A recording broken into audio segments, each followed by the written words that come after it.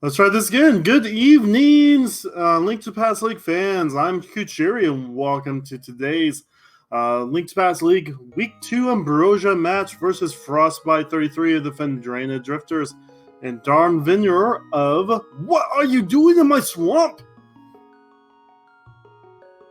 Palace! As I said before, we're doing Ambrosia, which means we're playing Standard Sword Start. The uncle, before leaving the house, will tell us where the boots are located. And it's Sanders 7-7.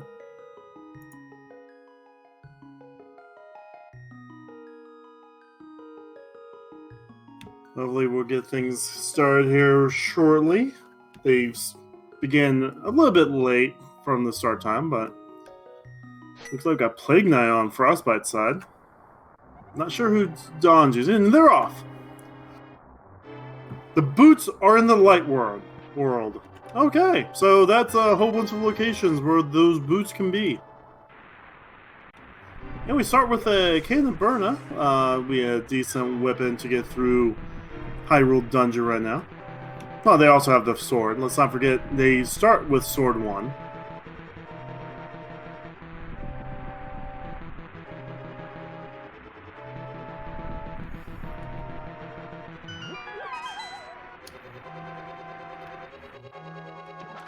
We'll see what the uncle gives us.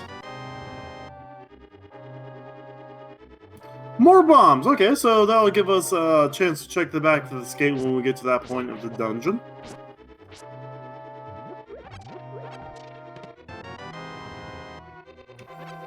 Both of these teams, I do believe, while you're doing in my Swamp Palace is right now 0-2 with 0 points, and Vendrana is 1-0 right now with 3 points. This is the first matches of this week.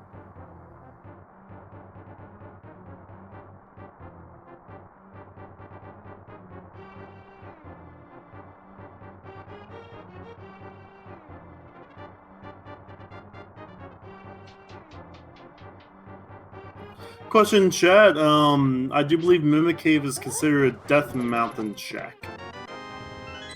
Light World will include... Oh, whoa, we got ourselves a nice early hammer.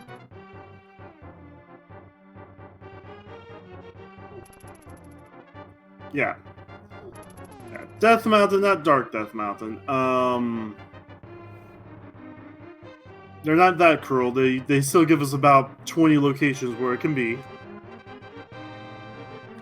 With the hammer, we have some Temper Sword damage now. It'll be nice and easy to kill the Ball and Chain guard, blocking Zelda. Sword still gives you more range. Look at the boomerang check. And it's the key. Alright, so we can now get through Dark Cross.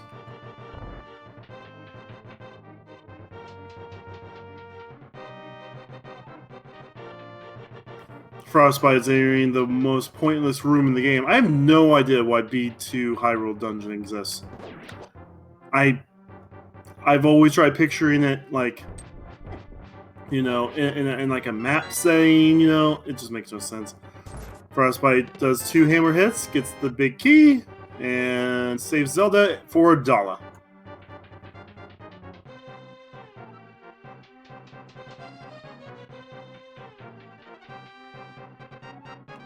So Frostbite with a little bit of a lead so far, about 1 room lead.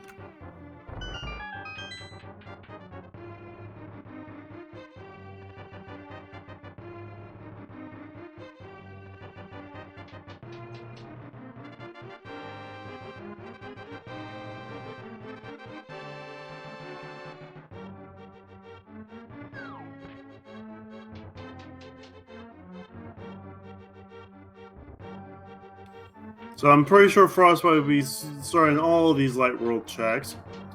I mean, we could probably see on Lake Hylia as well, which required flippers and mirror to get to. The Lake Hylia's island.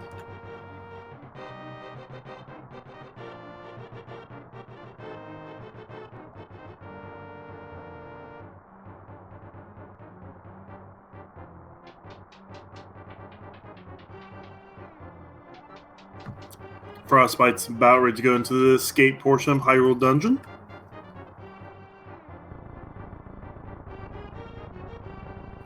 Thanks to Uncle's bombs, we can check all the items that are down here.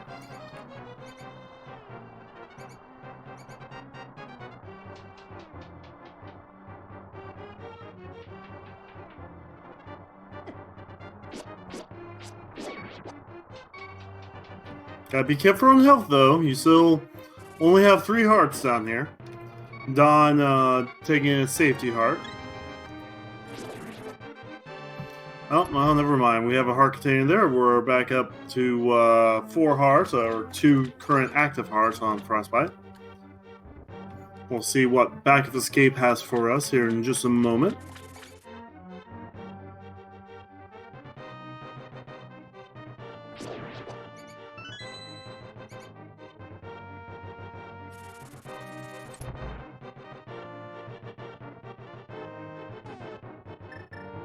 I'm not quite sure on what that sprite is on Dawn's side.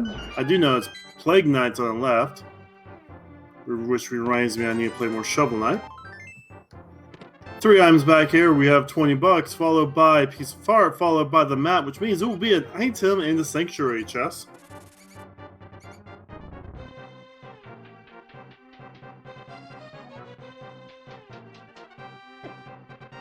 And then we'll have all Light World to explore.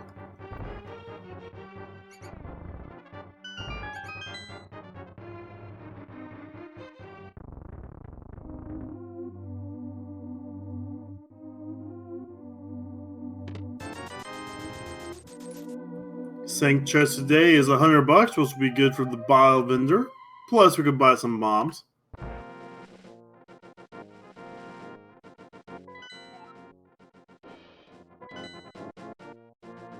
Okay, map check. We got Pendant on Hera, Pendant on Eastern, Crystal Desert.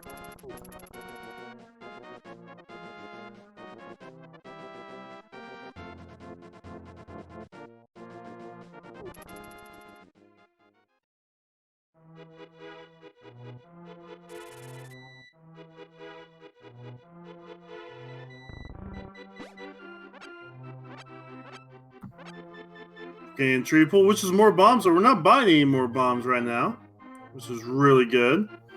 Growing in the forest is a piece of heart. That's kind of weird to be growing in a forest. The Thieves' Den has 10 arrows and Frostbite's out there. More than likely, we're going to be saving Queen over to Link's house. We're going to check some South Shore. Piece of heart vanilla on Lumberjack Ledge.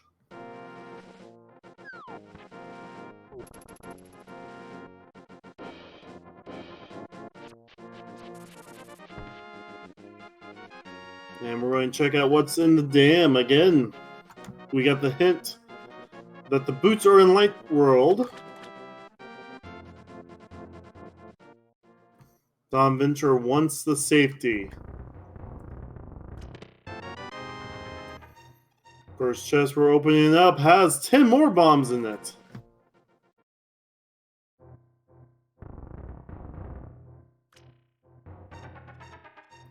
Then we're going to drain the swamp, find out what's being submerged by it. Ooh, another tree pool is 8 bomb packs, which is just nice. I mean, ooh, we get a drowned moon pearl. Pretty good. We're going to check Mini Moldorm Cave next on Frostbite side, as Dawn is going to start doing their Kakariko checks, starting with Blind's Hideout. Both of these locations have 5 items up for grabs.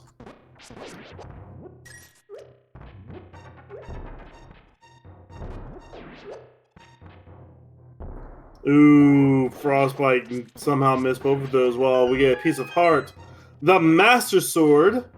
Another piece of heart for our 5th heart container, and a piece of heart. 3 pieces of heart in Blind's Hideout. That's where Blind keeps all the pieces of heart. Whole heart container in the Mini Moldorm Cave. 10 arrows. Bombos and thieves in Blind's Hut. Red Boomerang off the NPC in a bottle.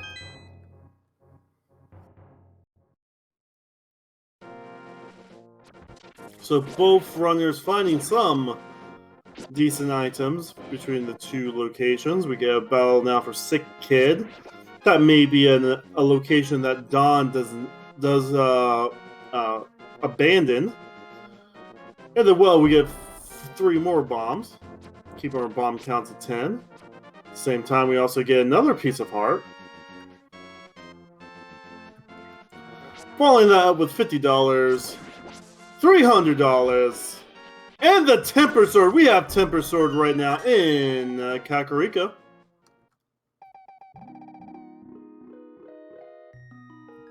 This looks like a very safety-heavy seed. And I did not see what was in Ice Rock Cave. That's my bad there.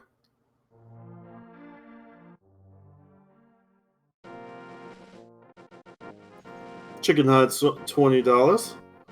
Frostbite still looking for those boots. Looks like going to take the south route through Kakariko. We'll eventually get their Temper Sword. Don's going to go ahead and check the back of the bar here for another piece of heart.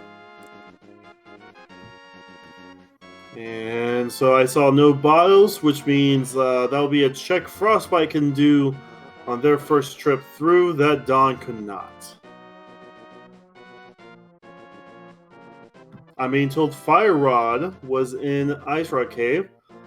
And while I was looking at that, I missed what was in Race Game. It looks like it wasn't important.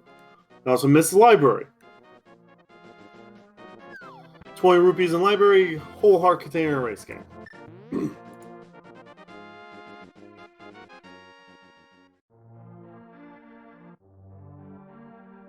Alright. So Frostbite will do all the checks. We'll get one new one with the Sick Kid check. Don is going to do all of Frostbite's checks. We'll find the bottle and the Fire Rod throughout their path if they go all the way to Ice Rock Cave. We'll see if the Sick Kid is going to give us a new pair of kicks. Sick Kid only gives us some love. Alright, so we actually do not have much right now.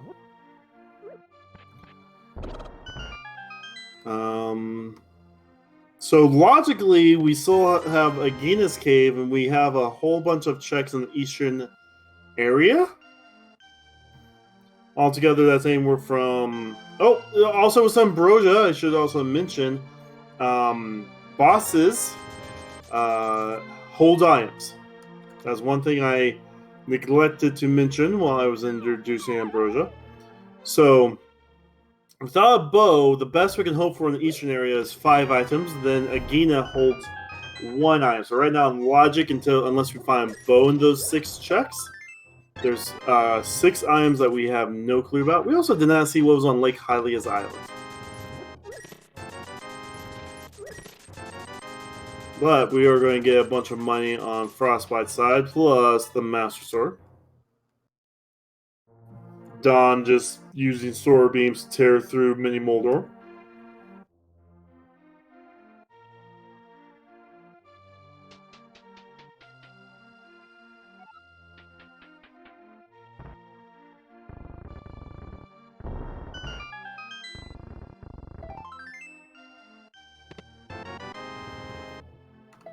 Alright, while we're going through already checked areas, don't forget to give these runners a follow.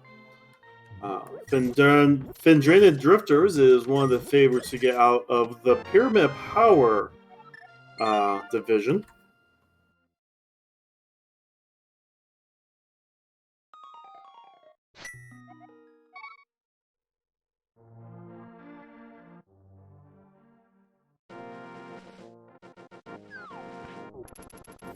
Alright, so Frostbite is going to go to the more iron dense location. We're going to go over to the eastern. Sharashula will tell us where the other pendant, I think, did we already know what green pendant was? Was that vanilla? I'm not quite sure. But we can talk to Sharashula. He'll tell us where a pendant is, and there'll be 3 items behind Sharashula. Stun Prize is a full magic. Frostbite, with that knowledge, may keep that in mind when doing some checks.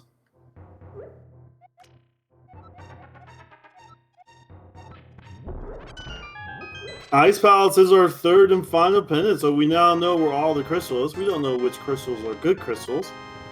But we get bombs, we get a blue rupee, and we get the boots!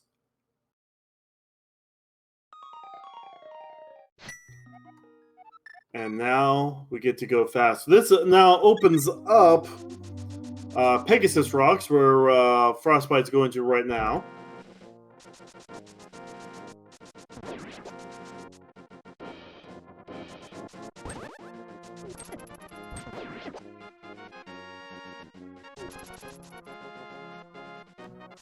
And so Pegasus Rocks is one more check. We still have up to 2 items in Eastern. 1 possibly in Logic.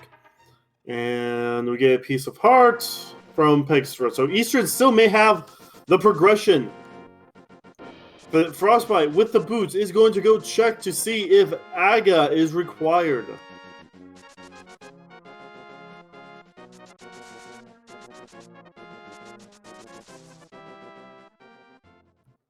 Don already did this check. It is a vanilla piece of heart. So right now, if you're Frostbite, do you go check again just in case that's where the progression is? That's the question going through Frostbite's mind right now. We'll see where Frostbite decides to do it, because there is 3 items that's in possible logic right now. We are doing a Gina check.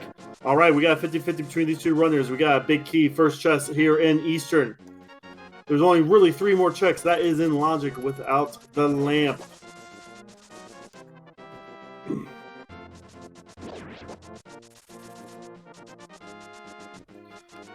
So Don's going to go to the map chest as Frostbite is running to Agina. We're going to check Desolate first. Boss is in logic with the fire rod, but we also don't have the bow. Boss is not in logic without the bow as we get the compass from the map chest.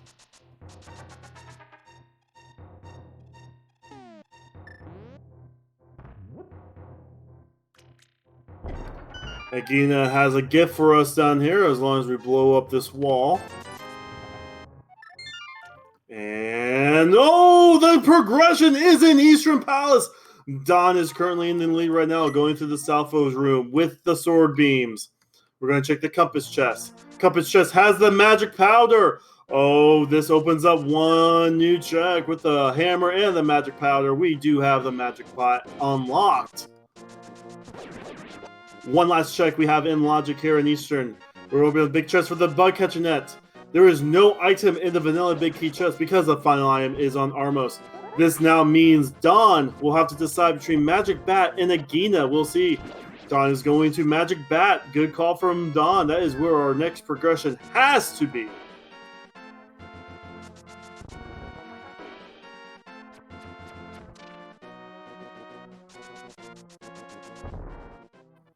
Oh, but first he has the Pegasus Rock.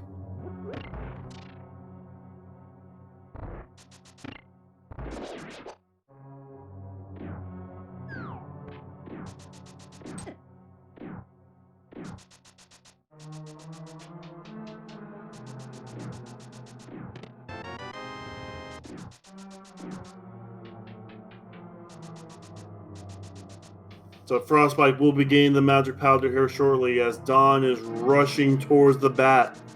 We will be cursed with progression this time. I forgot he did not have the bottle, so the sick kid will give us a check. Another heart container. So healthy seed, temperature seed. So now we check magic bat. We're going to be cursed with progression this time around. And also, that menu looks horrible, by the way.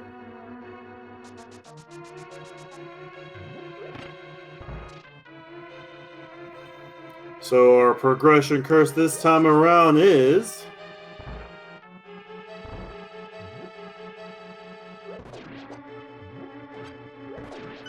we get the Power Glove, which... what does that do for us? That opens the ball Dark World for us now. We get the Village Outcast. We get Hype Cave. We get the pod area. And it looks like Don. Where is Don running? Is Don's running for that 20 rupees? Don forgot what was in there. Okay, so Frostbite knows they only have 1 check left.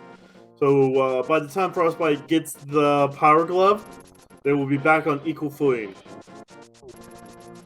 And then the question becomes, what do you do once you're in Dark World? Thieves Town is a crystal. We know that for sure. And we have the hammer so we can get all the items out of Thieves Town. That could be a really good play. We also have the Fire Rod for an early Skull Woods. We know Moth has an item.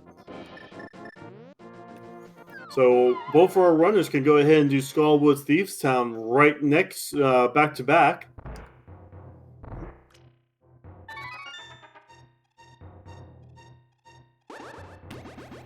And it looks like Don is doing the Skullwood check first. We find out that the red crystals are thieves down in Misery Mire.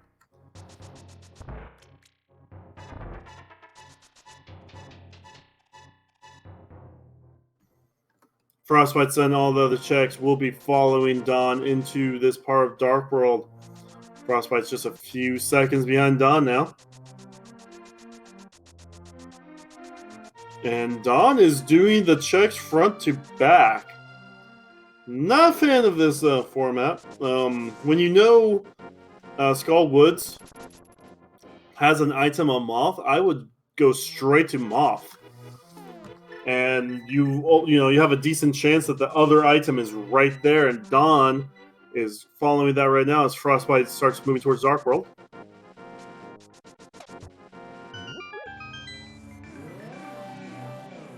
Not sure why Don checked that one check, but it works out. And yep, Frostbite is also doing a Skull Woods play.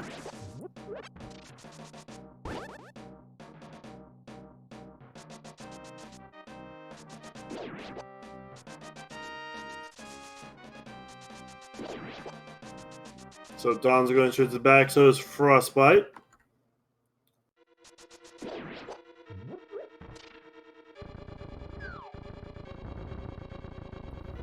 Frostbite's going to go ahead and check the one chest that's in what I like to call Skullwoods 2. Since the dungeon split into 3, I call this area Skullwoods 2. Only gets a small key for their troubles. Don's about ready to fight our first boss. We'll get our first crystal of the seed here shortly. With the temper sword, that is 4 slashes. Again, if the moth hits the spikes after you slash, it does negate the damage you've done for some weird reason. So, just gotta be really careful. Moth is sticking to that top right corner right now, moved over to the left, going down, and Don gets the first crystal of the game at 2236-ish. First item is 300 rupees.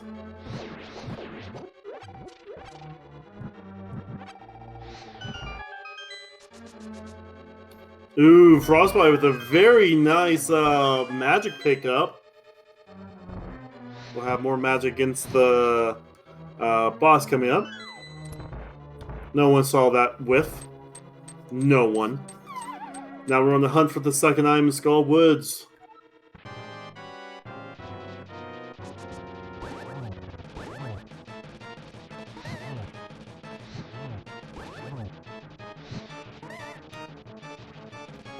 Moth is also treating Frostbite poorly. I did not see what that item was, but did not look important. And we both have rich players right now. Map! We got a map. Okay, thank you. Sorry, I didn't mean to cough on that, but it's all good.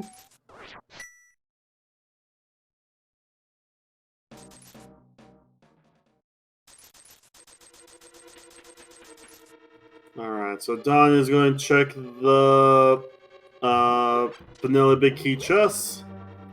Gets a blind snipe on the wall master there. You always want to make sure you do that. It's extra swag points. Alright, so the second item is in the front Skull Woods as Frostbite looks like he was taking a death warp but decided not to. Questioning that, okay. Decided to save everyone their fantasy points.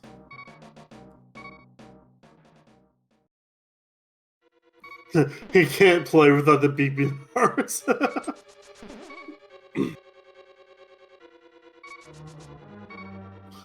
It's like the Sonic you're about ready to drown music. It just gets you motivated. Checking the Gibdo chest here, and we find a small key. And we're going to the pit chest for the Titan's Mitt! Skull Woods is the play. That means we now unlocked Hammer Pegs. And we unlock a death on Frostbite. But he has a fairy.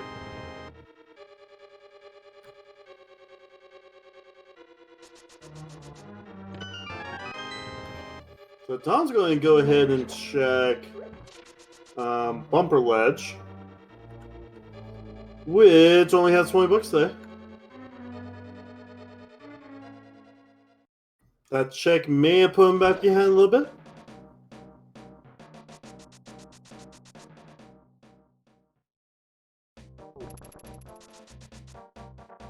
Both of our runners are now going through Bill's Eye. It looks like Frostbite's also checking Bumper Ledge.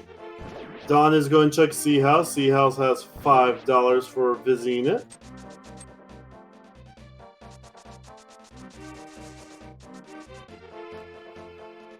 And we're going to play the chess game. Second IM is always the IM you are getting. For 20 bucks.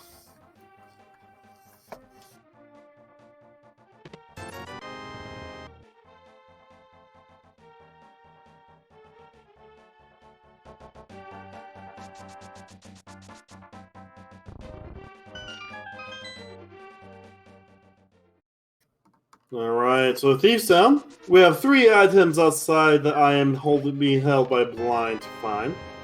The first 4 chests there, one of them is always guaranteed to be the big key, so we can finish the rest of the dungeon. There's the big key. So we can still possibly find 2 of the 3 items that's not on blind in the other 2 chests. We right now do have a very close race between these 2 runners.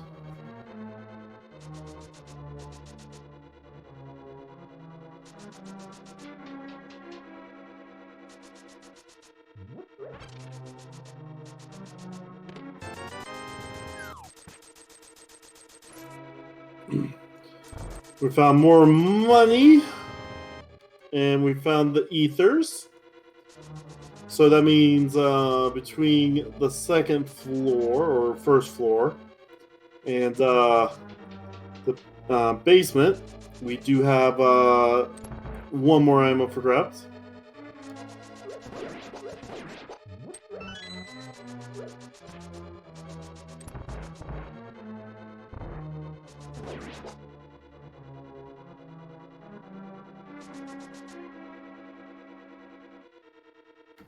Don Venture does use their fairy in the Hellway.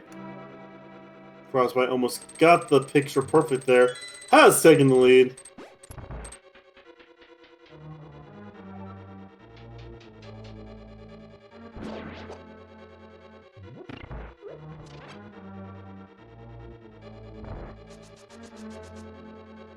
You have not heard of Don Venture of "What are you doing in my swamp?" Palace. He's one of the Frostbite. Where was that bomb going? It's like me trying to pitch in baseball. Yeah, I was told to stop throwing to first. I'm like, wait, what?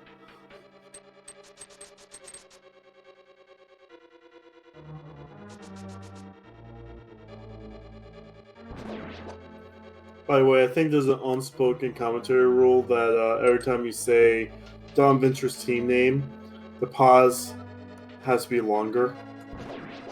So I'm fully expecting one race, someone's going to introduce the teams and go, and on this side we have, "What are you doing in my swamp?" and then just leave until Ganon dies.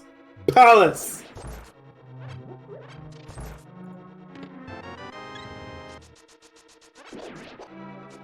Alright, so we get a heart container off of the maiden, and Don Venture finds out. Oh, the heart container would be the last time, so Frostbite knows not to check the big chest because blind has the item.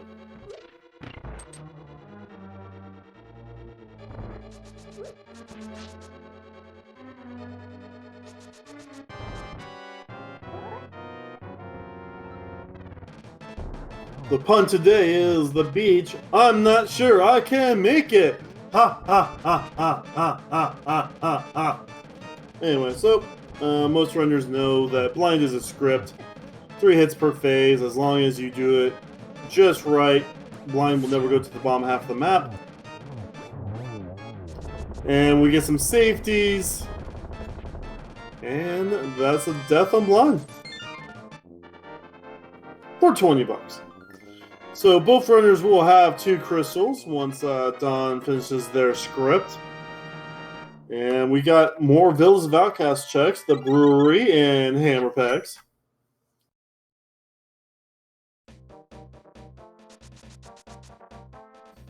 These runners are making a very close race right now.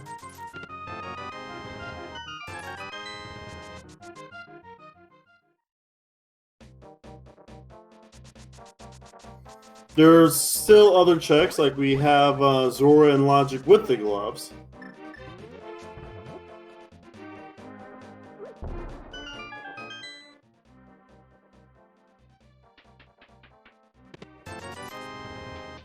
The brewery is brewing some 20 rupees. Question is, do we do hammer pegs now or go there? Yep, we're going there now. We don't have the mirror. We can't make it nice and easy with the bullfrog. Is Don also going to hammer pegs? Don is going towards chess game. As we just hammer dash through all these pegs. Don's not chess game. Dig game. Digs are the same between our 2 runners, and it'll be between 1 and 30. And after so many digs, we'll get the item. Only bombs and hammer pegs.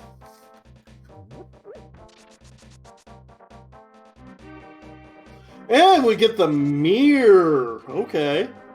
That will make Don checking hammer pegs a little bit nicer. Frostbite's going to be wishing they found that sooner.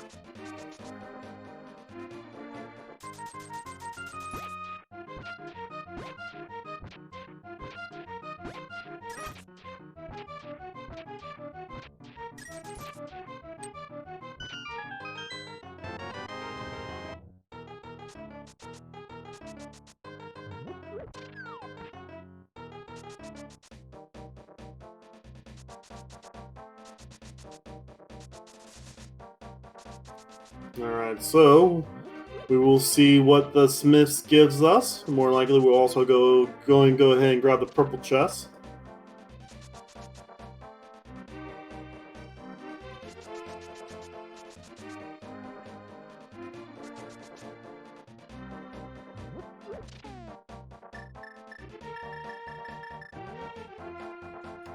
So reuniting these 2 brothers, as Frostbite almost redid hammer bags.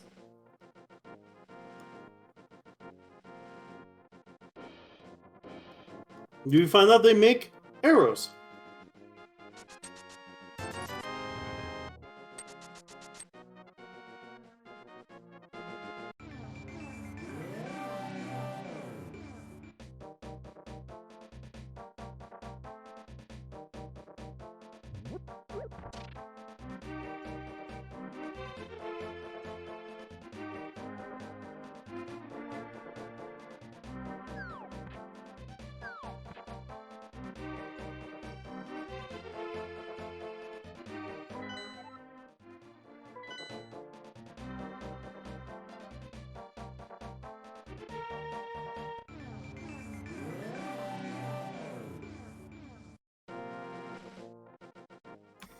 Alright, so we're going to check K45. Don already checked it. Sorry, I was making our own command. My own command. I will be the command now in chat. Someone needs to make a runners. But both K45 and Stumpy had nothing.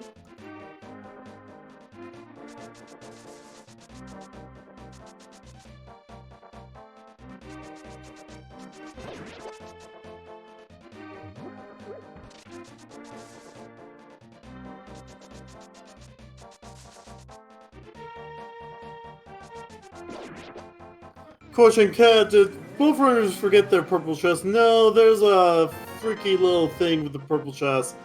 where the game just doesn't care if the purple chest is behind you. Basically, as long as the purple chest is outside, like, the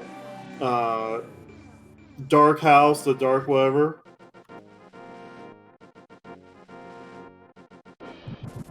Anyway, with that book, we could go ahead and check Bombo's tablet. Very convenient book for bombs. And we can also use that book to go to desert, which is what Dawn looks like they're doing.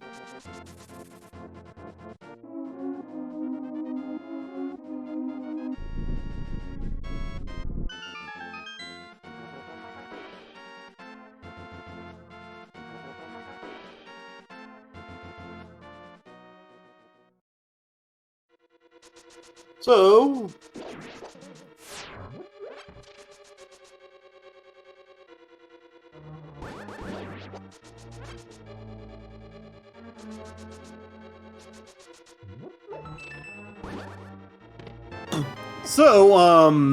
there's one item up for grab in the main part of the Dungeon of Desert, with the other item being on Lamos, of course.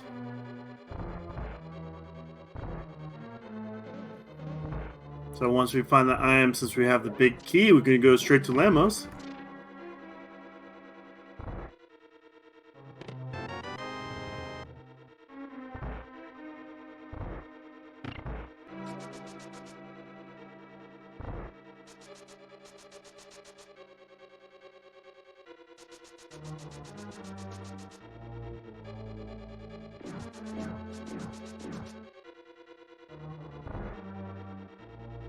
Give me just 1 second.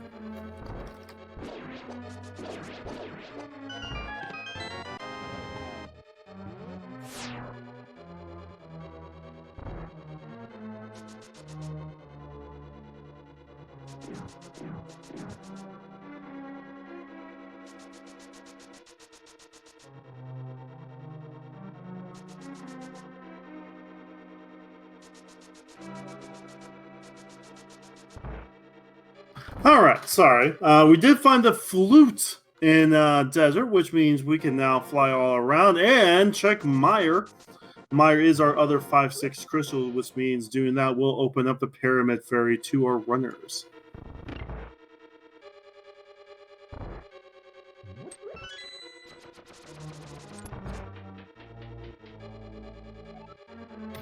Unsure why Don Venture is going past the flute. They should know they have the big key. Yeah, you have the big key. Yeah, you don't need to go up there.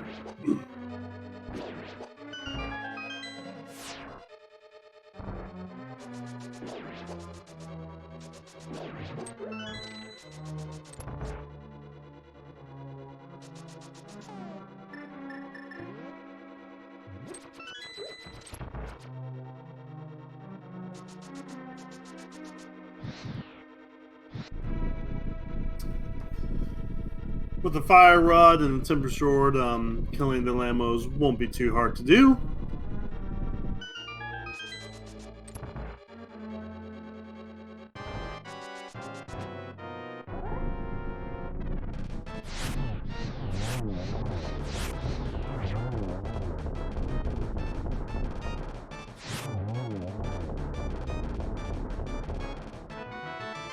And a very nice fight there from Frostbite. We'll get him $20 more. But most importantly, we did get our flute, which now means we have Death Mountain access, actually. We could do everything up on Death Mountain, including Dark Death Mountain. More likely, I think we'll go check Meyer first, probably.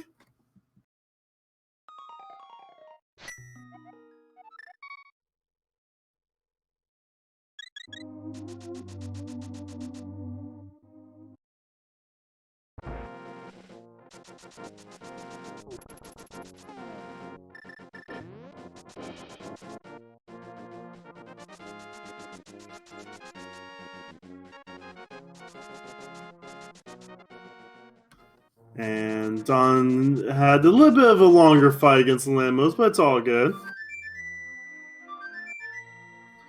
And don't forget to say and salute, because the goose is now loose.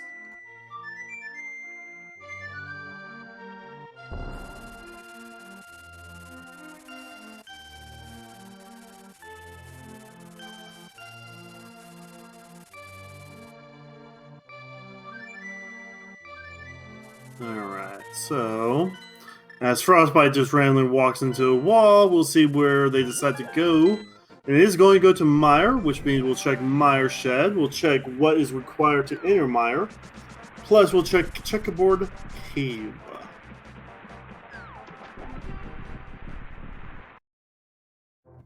Ether is required for Mire, which we do have Ether.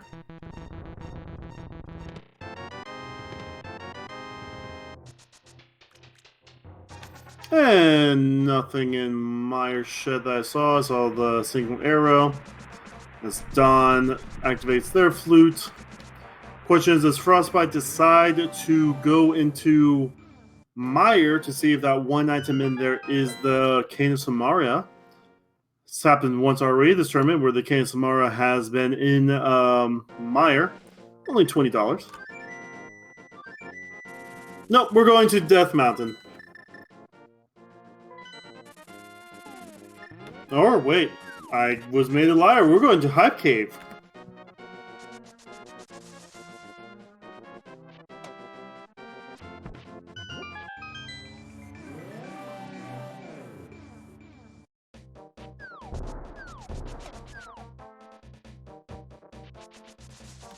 Hype Cave has 5 items. And an arbitrary grading scale out of 10.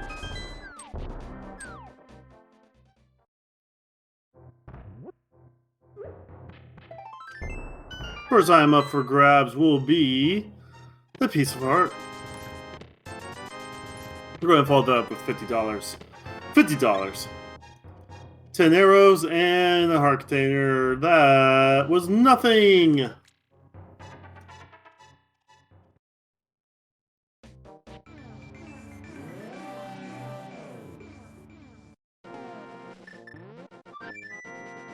Now where is Dawn Venture going?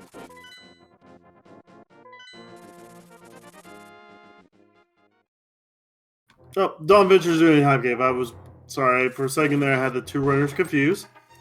Frostbite's going to go ahead and save the old man. Out of logic, we don't have the lamp for this, but, you know, saving the old man is something you do even in the pitch black darkness. But so far, our runners have been following the exact same path, aside from the little bit of a separation at the very start of the run. That bomb missed. That bomb missed.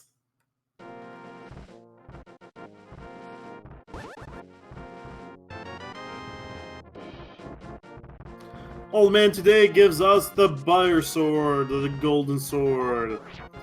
So if you were tracking your fantasy points, say goodbye to them now.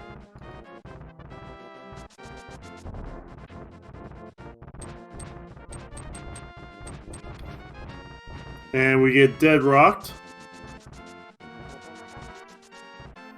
Oh, we do have a little bit of a split here. Dawn Venture is going to go ahead and check King's Tomb.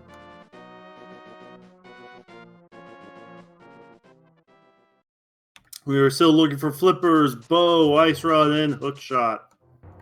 And the Cane of Samara, but we find nothing there. Piece of heart inside Spectacular Rock, and outside Spectacular Rock is bombed.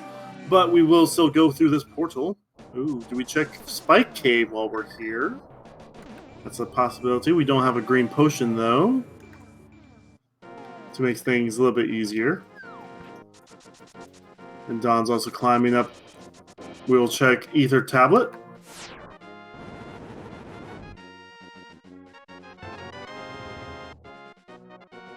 Ether Tablet just gave us bombs. Okay, so tablets are down. Do we go through Hera?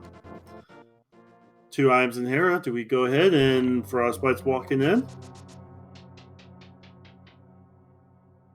Gonna go downstairs. First item down here is the big key.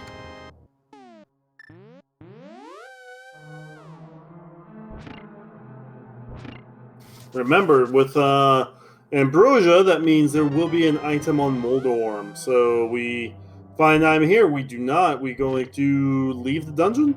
Nope. We're going to go to Moldorm. We'll see if we find the second item on the way there. Dawn Venture is taking the same path. We'll see if Dawn Venture decides that, hey, Hera seems like a good play, or will they go on to Paradox Cave? Don is airing Hera.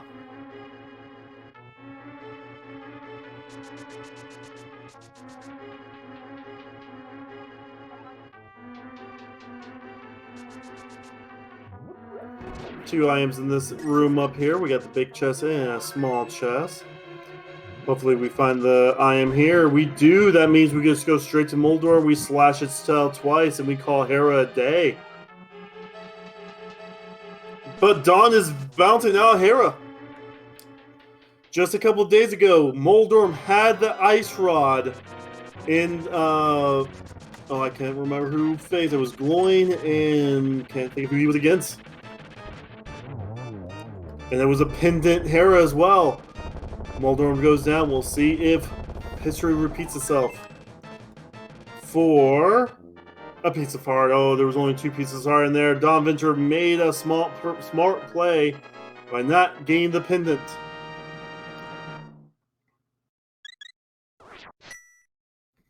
But we are going to check Spire. Okay, oh, we got Ice Rod on Flowing Peak. Okay. Ice Rod on Flowing Peak, which means we will be able to get that, actually. So we can go ahead and get that now, or we can wait to get whenever we go to Turtle Rock later on.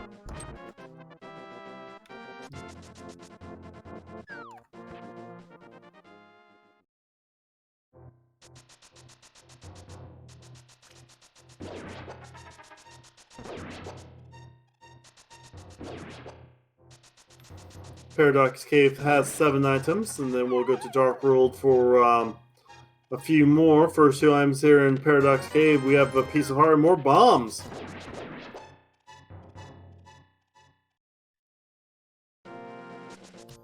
Five more items up here with a few mini Moldorms guarding the chest. And we get bombs, we get arrows, we get 20 rupees. It's starting to look like Death Mountain was nothing other than a shield and quake, so regardless what TR is, we can go into there.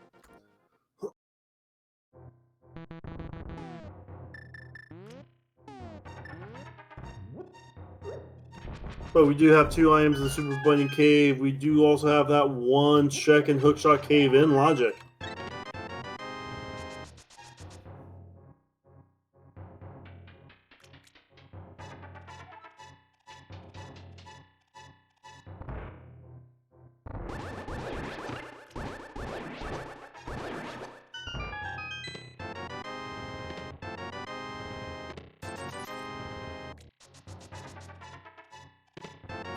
But let's see if we do need that quake anyway, even though we do have it. Nope, it was double ether.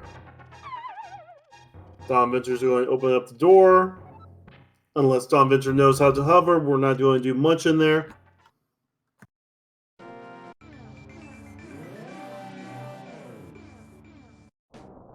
However, with how Frostbite did the mirrors, we'll see... Well, we'll still probably see Super Bunny first on Don Venture's side. The question is, do we go ahead and get the Ice Rod now, or wait until we're going to TR for Ice Rod?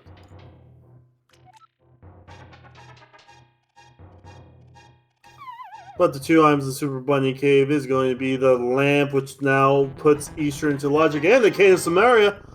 That means we got Meyer unlocked. Also, the runners can also choose to do all of TR. Okay, yeah, no, TR is now fully open to our runners. Meyer is open to our runners. We're just missing the bow and hookshot now and the flippers. But we do get a mushroom in the bonk chest.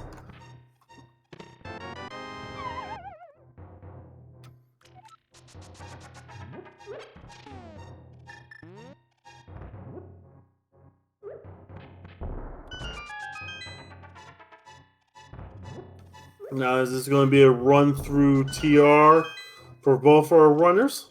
They have the health for it. Oh, no, Green Mail is rough for TR, though. But both these runners are really good runners. However, those chain chomps will hurt a lot. But both our runners will pick up the Ice Rod simultaneously. Don did not get the sword off the old man, which is now in logic. As our runners are in sync going to TR, but Frostbite has to open the door. Don is going in. 5 items up for grabbing TR here. We also have the Mimic Cave. I also have it on good authority right now that Pedestal is dead. So, rip Ped. Actually, wait. Depending on how the item loadout is in Ice Palace, which I do believe there is a small chance that it's not hookshot logic for Ice Palace, Ped is dead.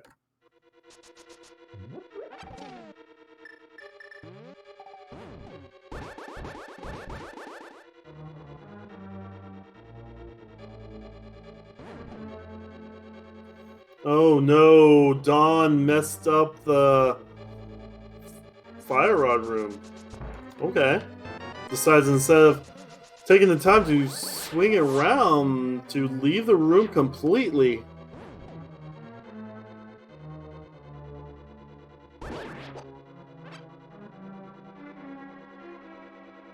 Gives Frostbite some time to catch up here. Oh, without a hookshot, they have to go the long way. That's right. Okay.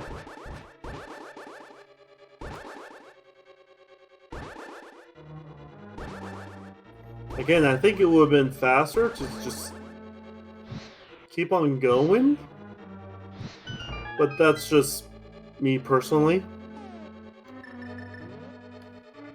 Because it wasn't like because you had the bottom right hand corner of that room you could have just cycled around in.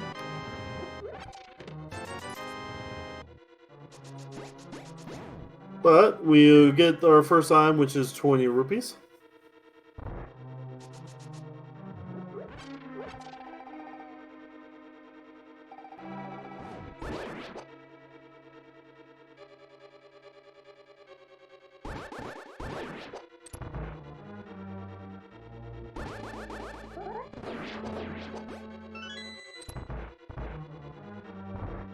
Got the nasty chain chomp room. These chain chomps will kill you in basically a few hits.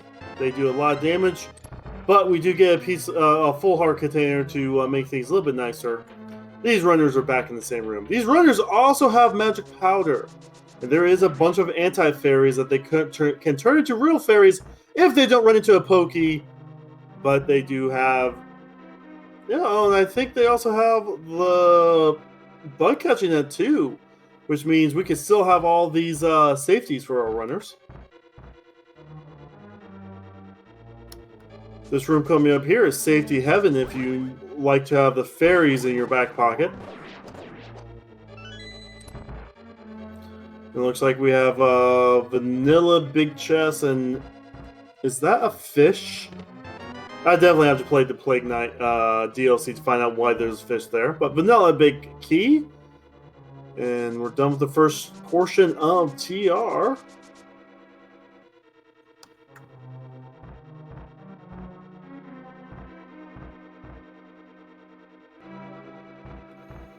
Don't forget to give these runners a follow. They've been neck and neck this whole race. It's been a very close race. Has also been a very linear race as well with progression.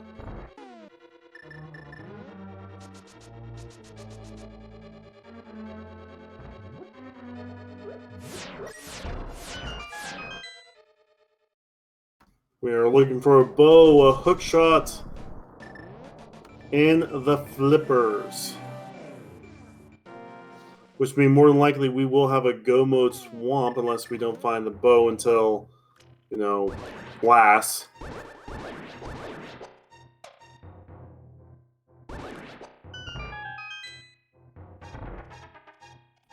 But we do have Mimic Cave. And inside Mimic Cave we have the blue mail, which for some reason makes Plague Knight red.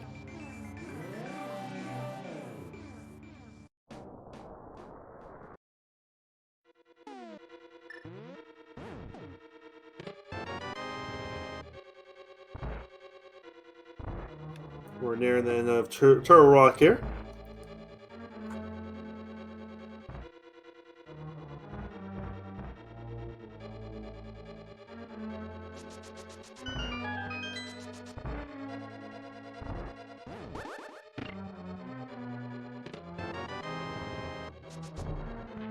Roller Room has another small key.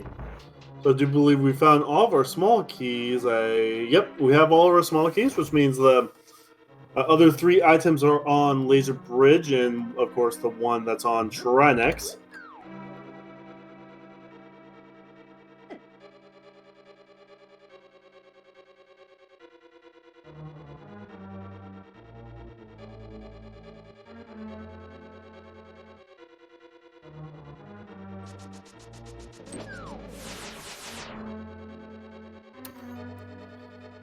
So we'll find out. We'll find out what else is in TR here as Frostbite takes an unfortunate fall. We do get our flippers. That's our first of the most important items we need. And we get ourselves a red shear, not so important. And the map, which means our last item before Trinex is in the final chest here. We bump the red beetle off. And we... Oh, wait. Did I miscount on items? I must have miscounted on items. My bad there. But so did Frostbite, so that's fine. Dawn Venture also takes a fall there.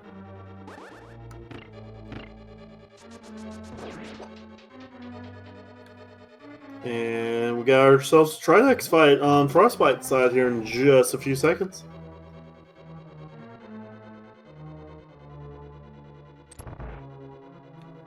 And Dawn with the safety. Now with Gold Soul, this fight is super easy. 3 hits on both these hits. Both hits doesn't even make it outside the shell, so we have a 0 Psyker Trinex here. Oh, never mind, there's the attack. And then a spin slash and a slash, and that'll be crystal number 4 for Frostbite.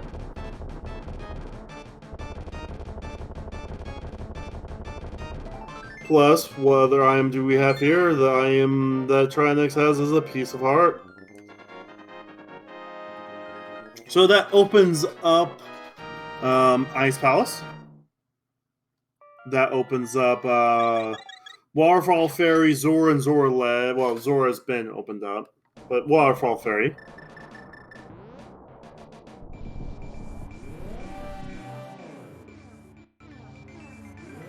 We also got the Mushroom. So after Frostbite bonks, say goodbye to your fantasy points. We'll see if we're going to turn the Mushroom and then use that Mushroom to go... Well, not use that Mushroom, but use that area. Nope. I made a liar again. We're going to Mystery Mire.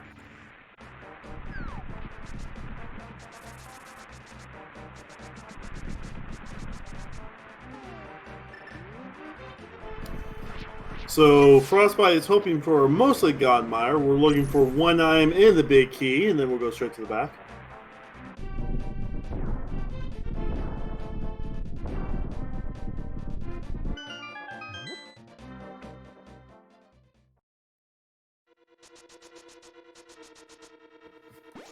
And so Frostbite just carried the Murder Dactyl into the dungeon with them.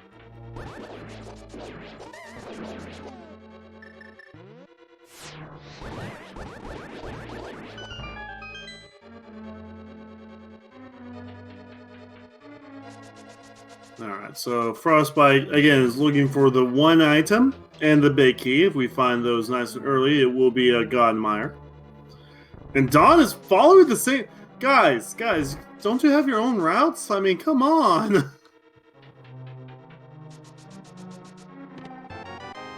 I'm surprised with where those flippers are. We're not... Oh, no, there's our half magic. We're not just looking for a big key to go straight to... brain fart to go straight to Vitreous.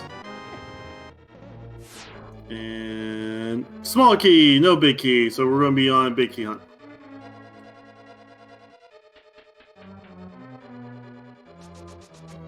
And I'm surprised neither of these runners are chasing that flippers for progression.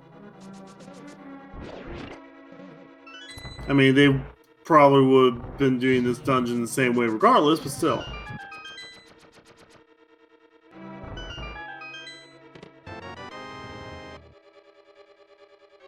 There's that big key. So nice quick misery mire. We'll go straight to the boss.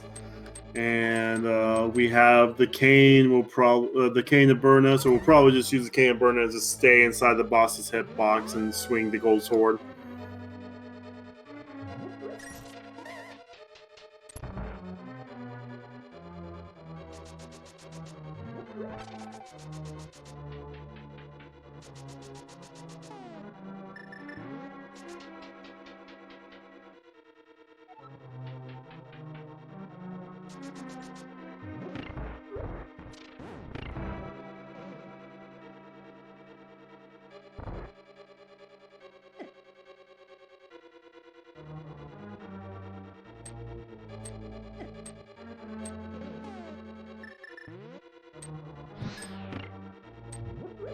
Oh, are we doing spooky? It looks like we got spooky off. Yep, got spooky. And then try spooky again. There we go. Frostbite with the spooky action. Don, not quite finding the big key yet.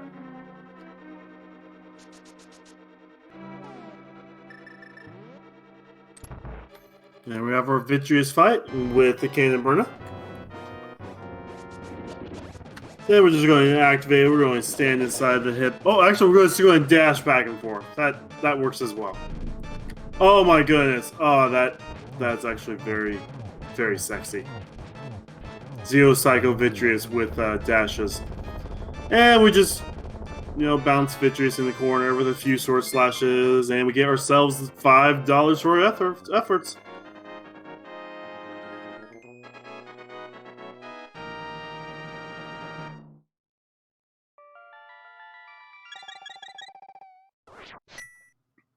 Now we have a mushroom turn in and flipper checks that will more than likely be our next steps, unless they want to dip Swamp and Palace of Darkness without having the bow or flip or hook shot.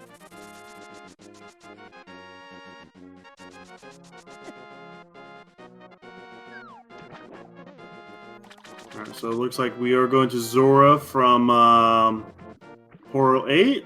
We're also going to check Lake Hylia's Island, I guess, as well.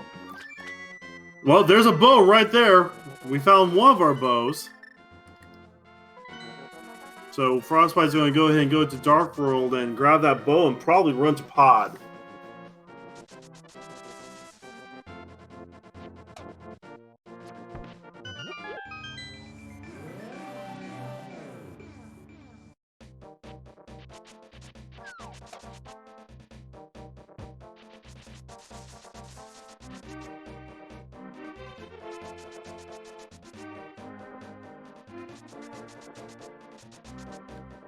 Alright, and Don's also flying Vitreous. Did not actually go and save the old man with the lamp.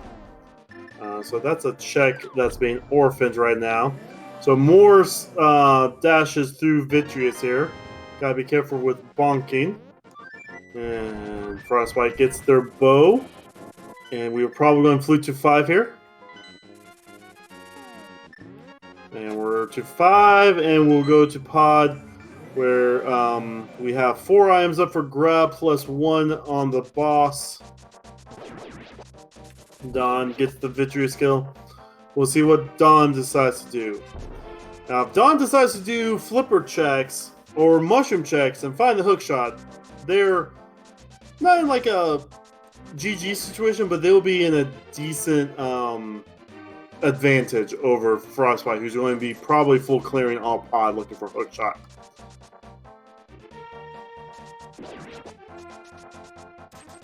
So we'll see what Don decides to do now. Don is flew into a just like Frostbite did.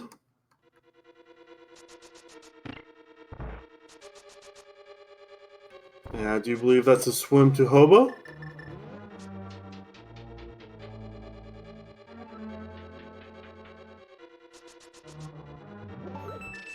And we're into pod. We'll see. First off, is this pod bow locked? This pod was not bow locked.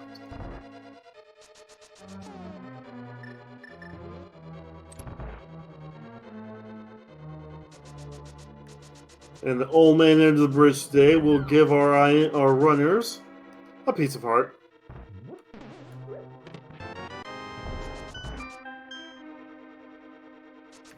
So we're finding more and more small keys, and Don is fluting away. Where is Don going? Is Don going to dip Swamp Palace?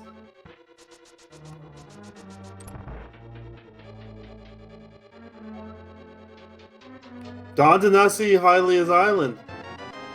I don't think Don has seen Hylia's Island at all. Oh wait, no, we have. But why blind check it? You shouldn't blind check it.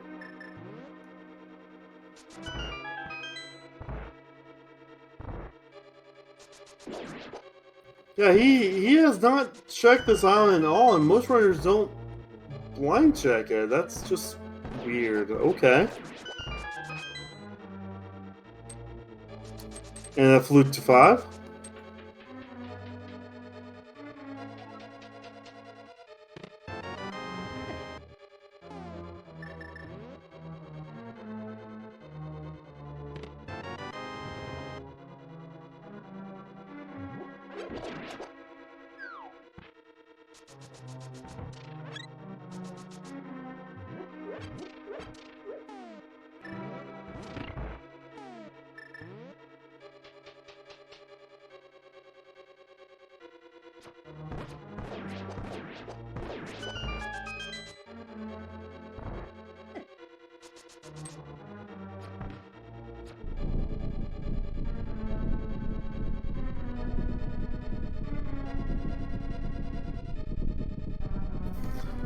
Alright, so Frostbite is going to go straight to Helmsar.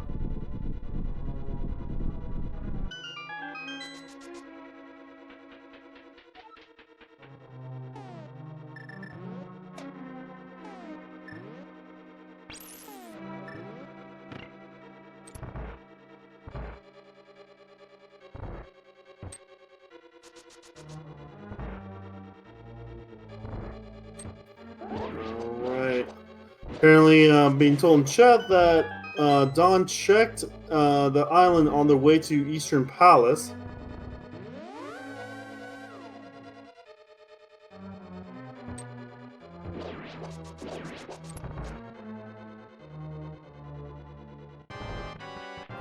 But we're still going to pod now. On the Helmets Arcane, we're going to break the master with 17 hits of the hammer, then a couple of sword slashes will finish off this weird gecko scorpion thing. 1 slash, 2 slash, that's all she wrote. We still have to back a pod to check if this is not hookshot.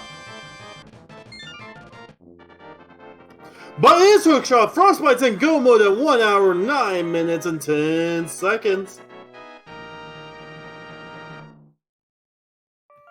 All Frostbite has to do now is Swamp Palace, which can be go moded, and then we'll be going through Gan Sour.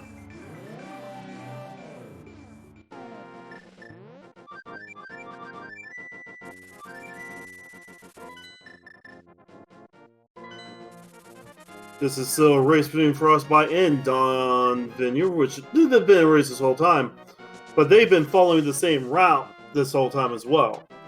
So as long as Frostbite keeps on the execution, should be his game to lose.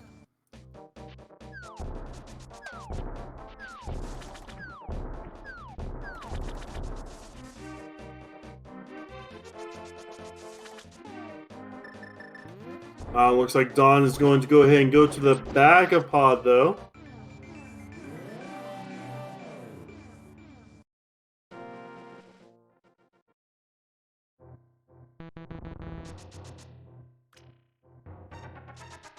Fortunately, there's not much here to give Don Venture any extra time.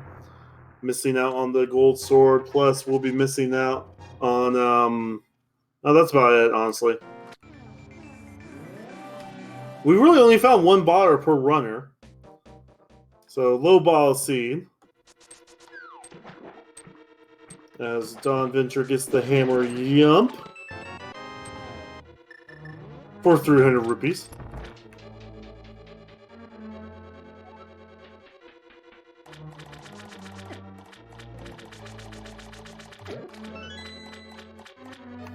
Yeah, Frostbite's not going to do any extra checks. We'll be going straight to the back to fight Argus.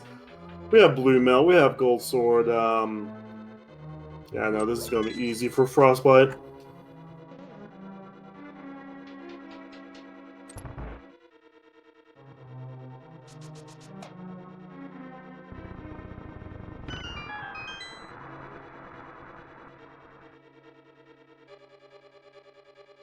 Again, don't forget to give the runners a follow. They've been putting on a great show for you guys today.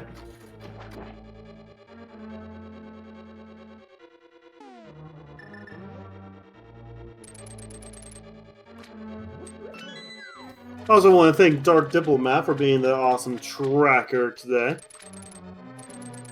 And I want to thank the Link to the Past League for hosting this event. Don't forget to give all for the Link to the Past League channels a follow. We also have races on Speed Gaming. Don't forget about that as well.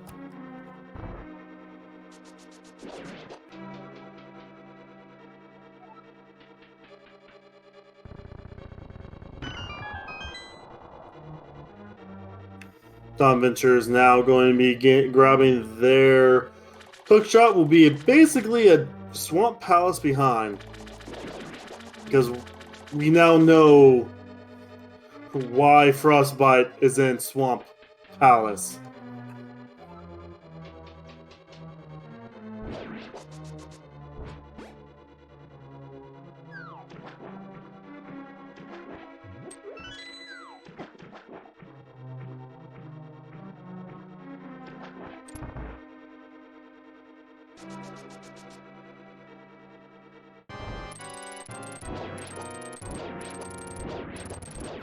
So with the gold sword, these puffs are about to just die quickly. Also with gold sword, it's a quick spin slash. Like 2 spin slashes or something, but we will probably use the ice rod with our spin slashes. Nope, just ice rod. Oh. Now that we have all 7 crystals, we do have a game we play here on all of the networks. We have to get through Ganon's Tower. In order to get through Ganon's Tower, we need to find the Ganon's Tower big key. Once the command is made, we have to guess 1 through 20. If your guess is the one that is correct, you will win points and the love of Dark Diplomat.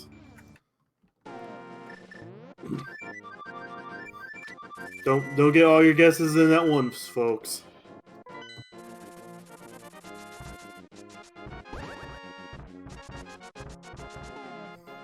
This could easily be free big GT guessing game points for you.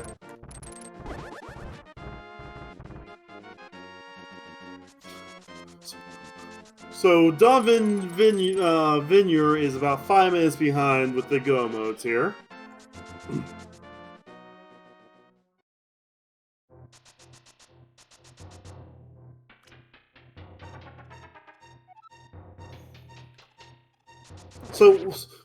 So my question with the bot, what happens if like 4 people play? Do you still get only 4 points?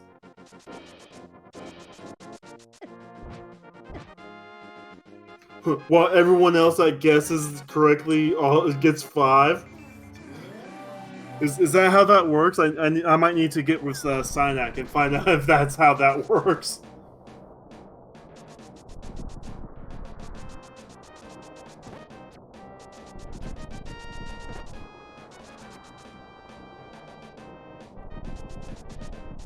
Oh, we got another one. Awesome. Now you can get more points for having the correct guess than everyone else that has the correct guess.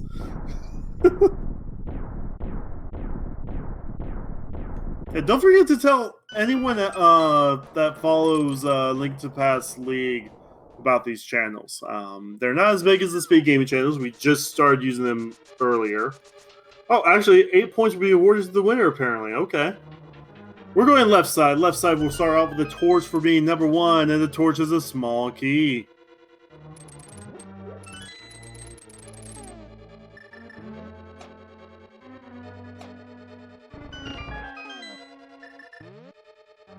After this will be the south hose room.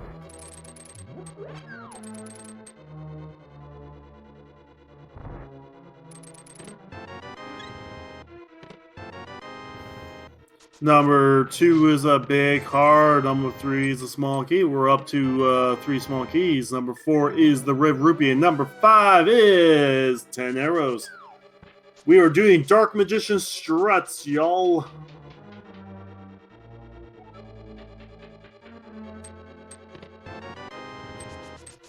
Number 6 in Hope Room here will be 10 more arrows, followed by number 7, which is another small key. We now have a key ring worth of small keys here.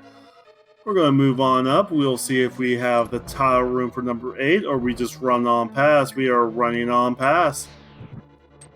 Gotta light all these torches, and eventually we'll go on to another room for chests. While this is going on, Don is going through Swamp Palace.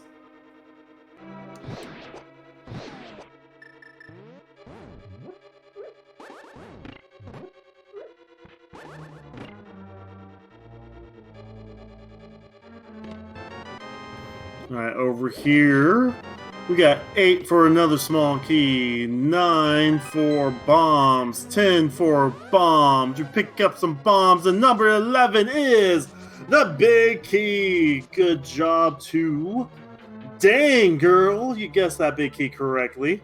With a dang! Got yourself 8 whopping points for your Link to the Past Frig Magnet, plus Dark Diplomat's Love.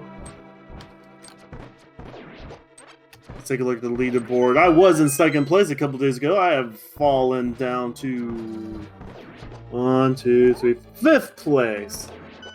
I need to get some more points.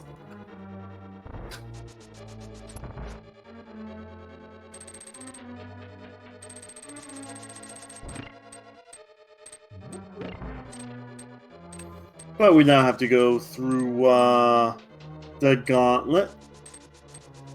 Handful of rooms that get progressively harder. We'll refight the Lamos. We'll refight Moldor. We'll fight Aghanim. And we'll make some bacon.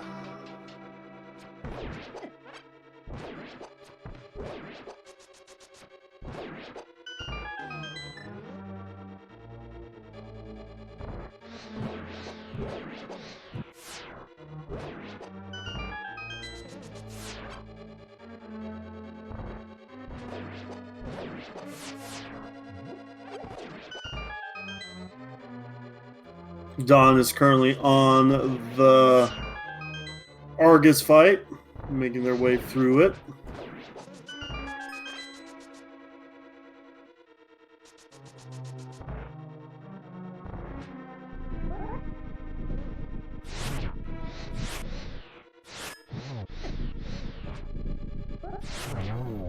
Frostbite whiffing all over the place with that fire rod. Decides, let's save some magic. Let's also kill our fantasy points.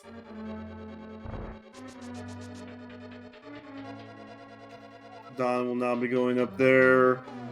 Gansau, we'll see if they still follow the same path Frostbite does.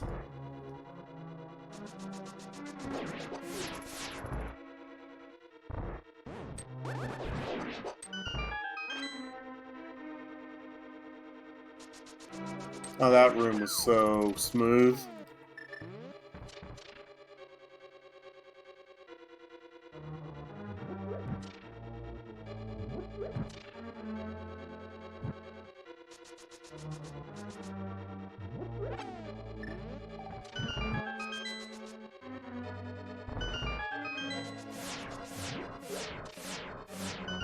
There's just a few rooms away. We'll see if we check any more checks. I don't think we're going to.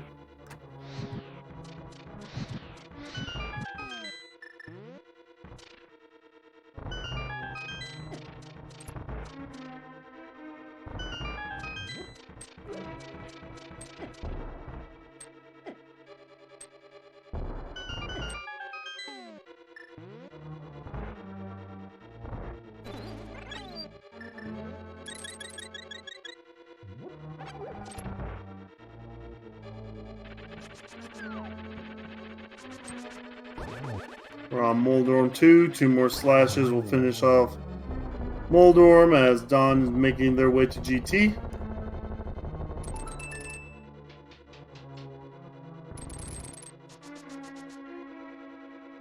No, Moldorm's found their gift, and we're just a couple of runes away from Aga 2.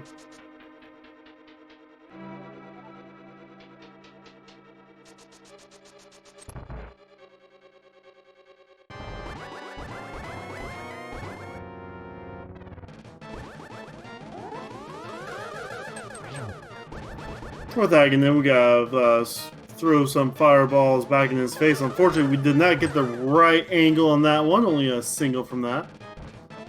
We're going to follow that up with another single. And we get another single. I mean, with all these singles done, it might have a small chance of catching up. We'll get a double there. So 5-wave Aghanim. Dawn does go full right. We'll get the big key around chest 6 or, you know, something like that. But that may be too late. We may need a couple of Ganon falls for that to be a thing.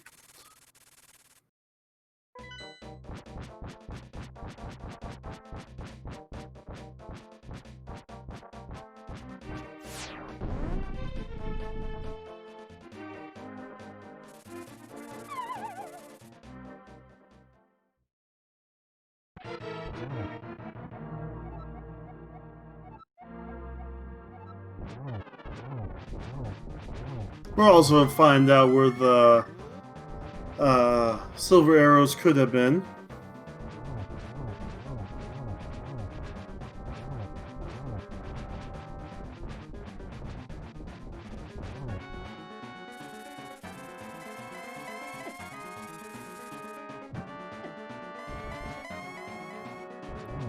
Frostbite's already on phase 3. Unfortunately, gets fire bad.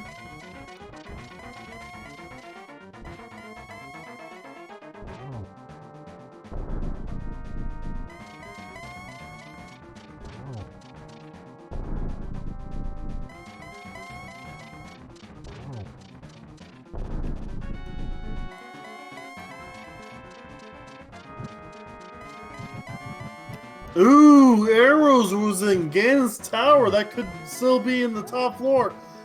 If Frostbite has a fall and Dawn picks up the arrows in the top of the tower, this may be close. We still have 9 more spin slashes.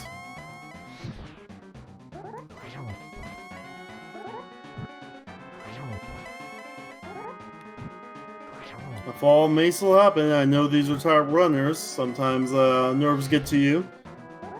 Getting overzealous. Game's not over until we see the Triforce.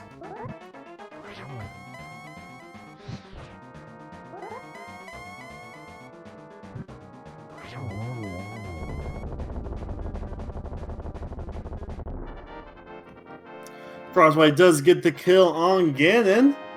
GG's in chat for Frostbite 33. The Fendrana Drifters are going up to 6 points now in the league. They'll have one more game this week against What Are You Doing in My Swamp Palace. And with a time of 1:24:56, Frostbite 30-30 will win.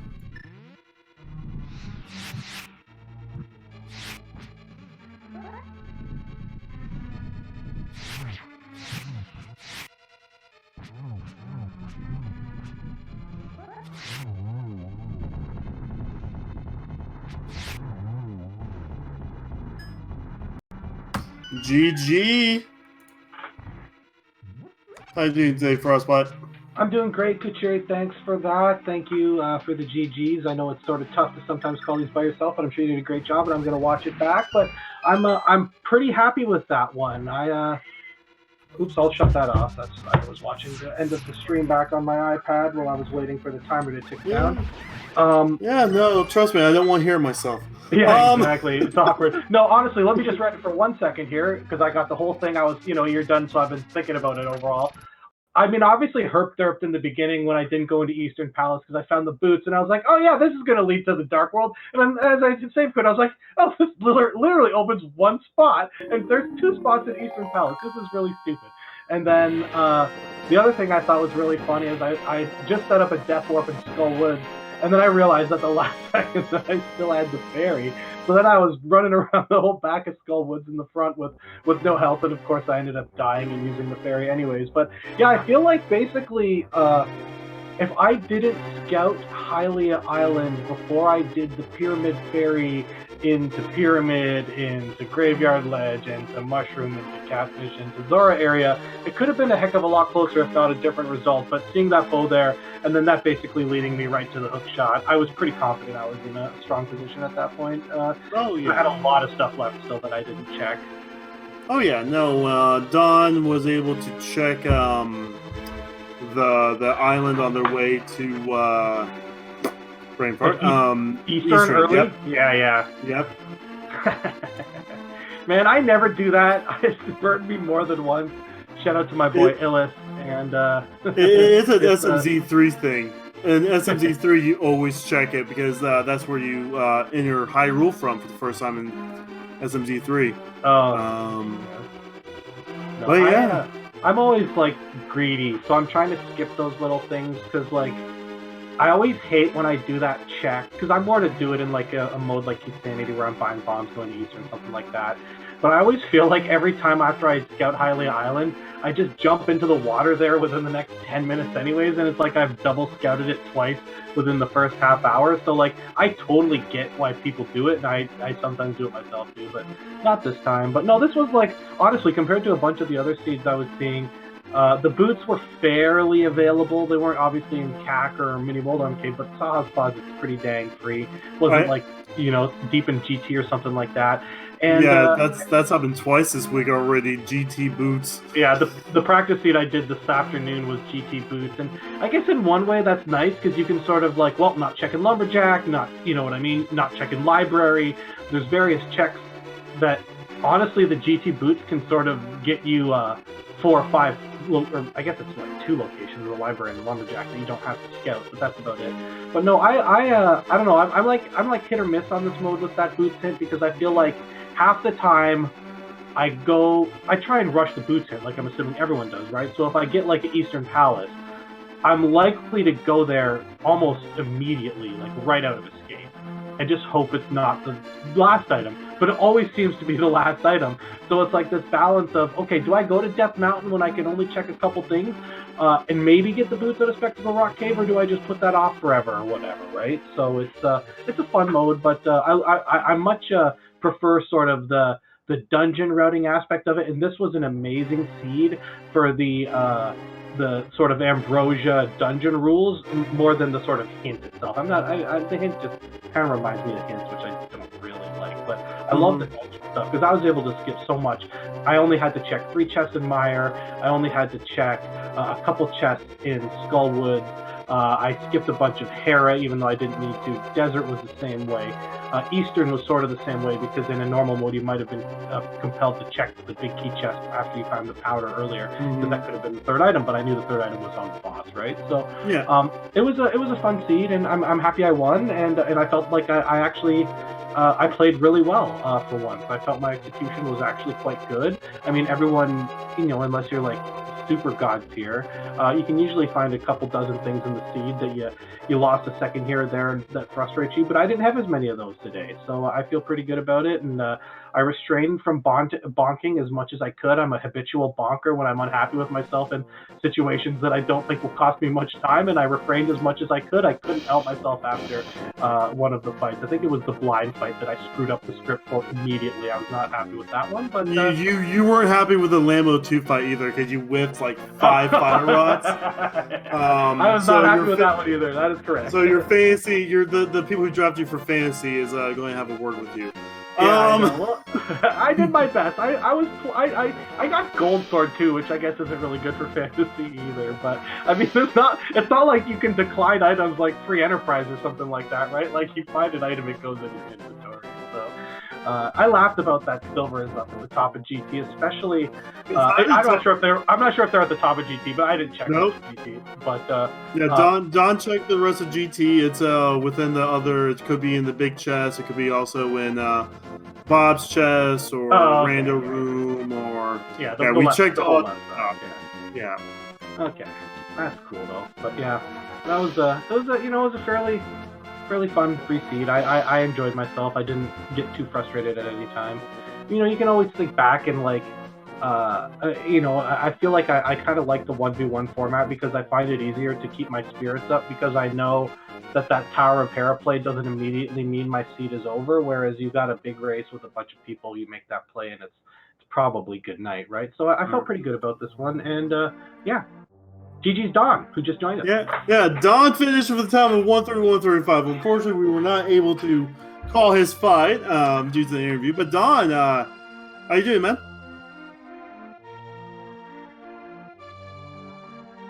Well, I see the Discord you're green, but I'm not hearing anything from you. Yeah, I'm just getting my... Yeah, your headset might be muted.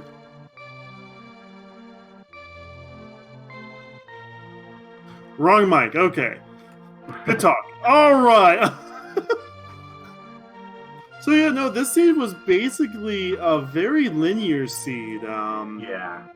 I'm not going to lie, the two of you actually just like held hands throughout this whole seed. Like at one point, like Don had the lead for some checks, but you guys did the same checks, and then your execution put you in the lead.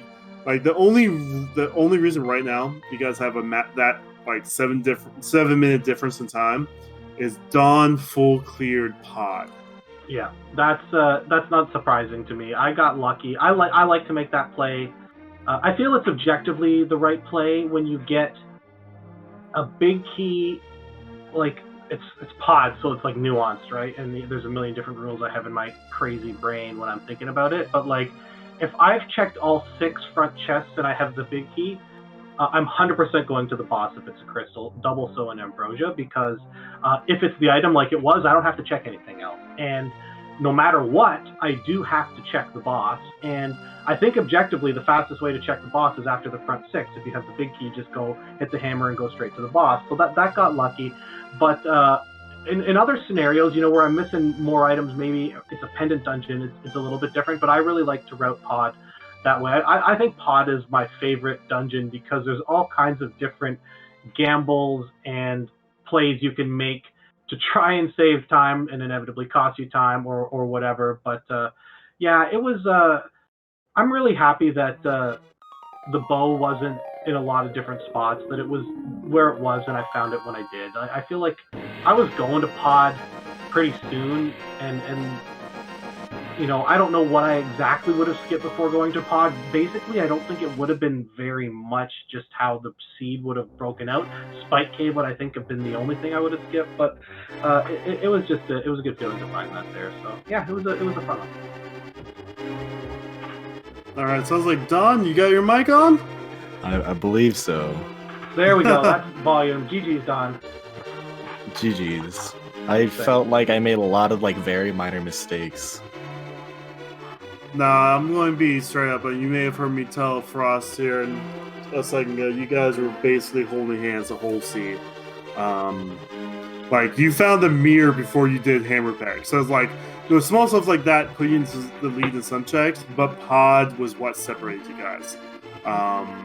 Don, I was confused because I thought you blind checked the Lake Hylia Island mirror.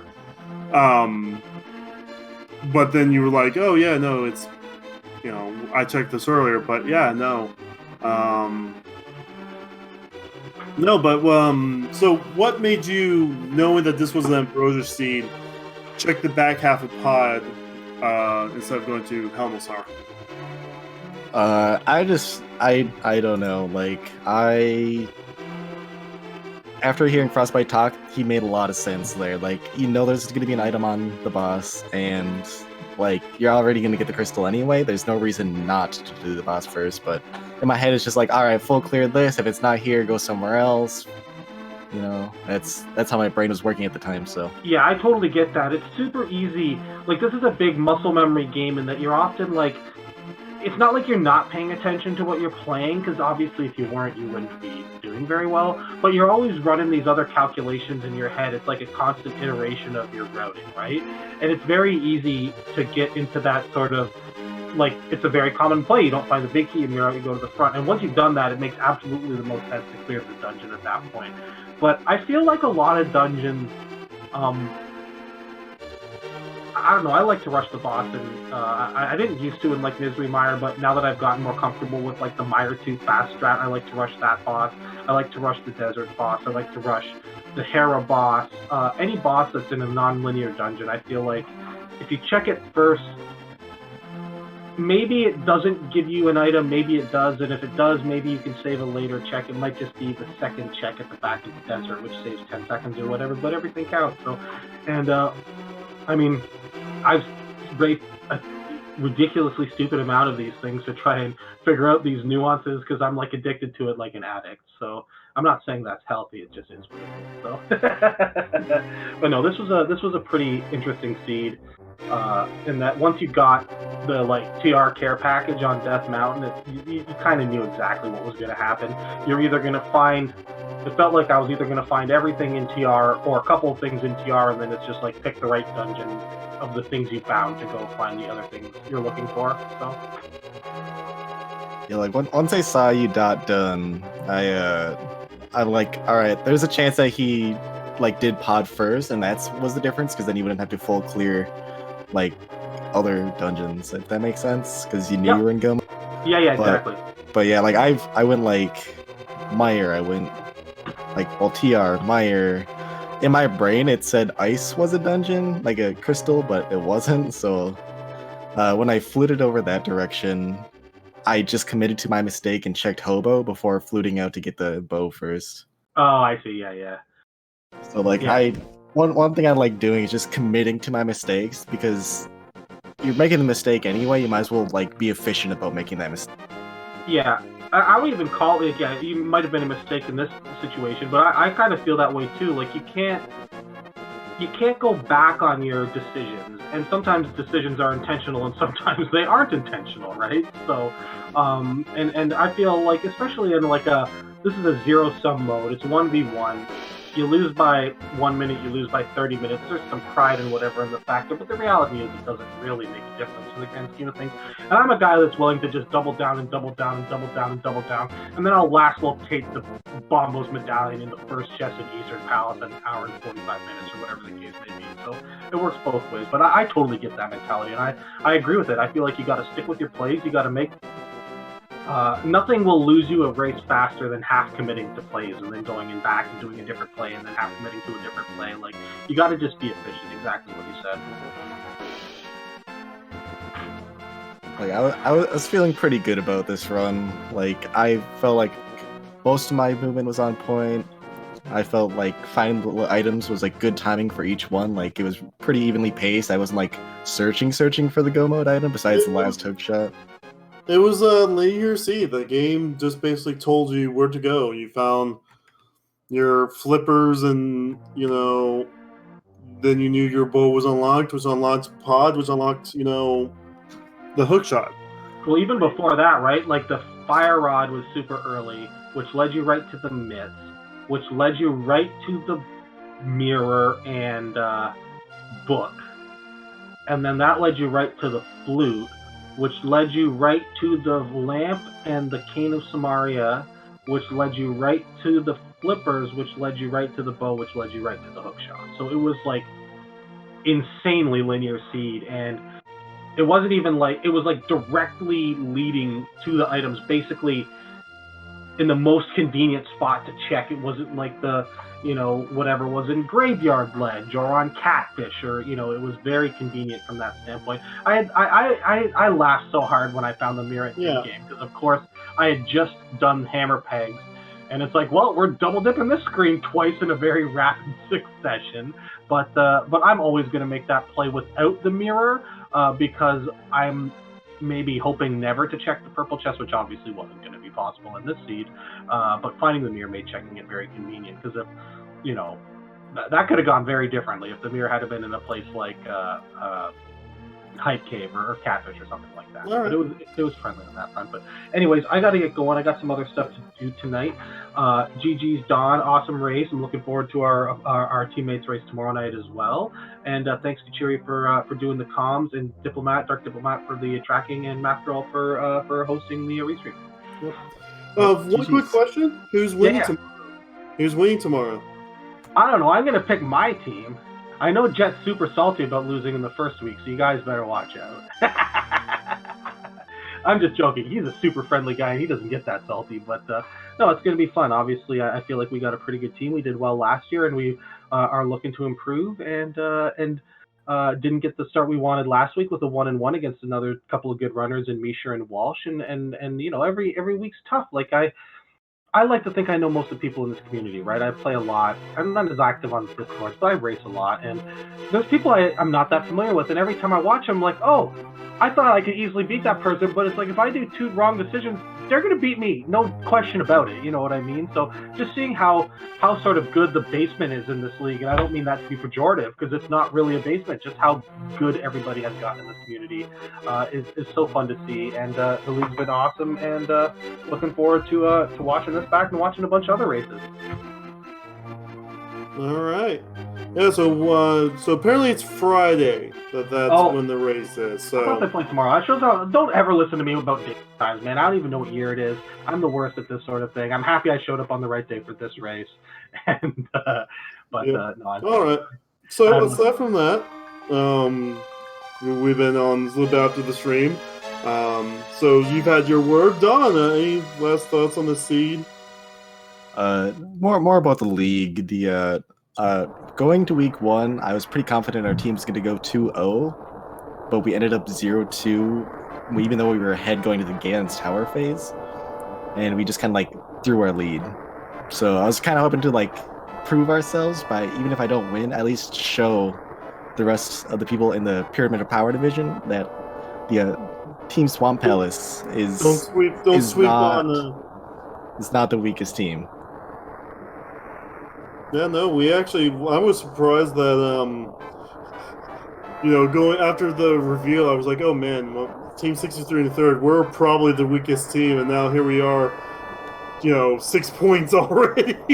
So, next week's going to be really interesting. You guys have the legend, the Drat Killer Scrub Casual on your team, so I would never doubt any of you guys. I did my research, and I was not taking this race for granted whatsoever. I knew it was going to be tough, and I felt I had to play really well, and I felt I did. And I felt like anytime you do good, I felt pretty lucky to win this one and to not make mistakes and make the right choices. So, but no, this is every team's tough. Like, it's not easy. I mean, just sorry for ranting one more second. When I was doing the research for the restream reveal with Fear and Walter, I was looking at all these teams and I'm thinking, holy crap, there's a lot of good teams. This is going to be really, really, really hard to win.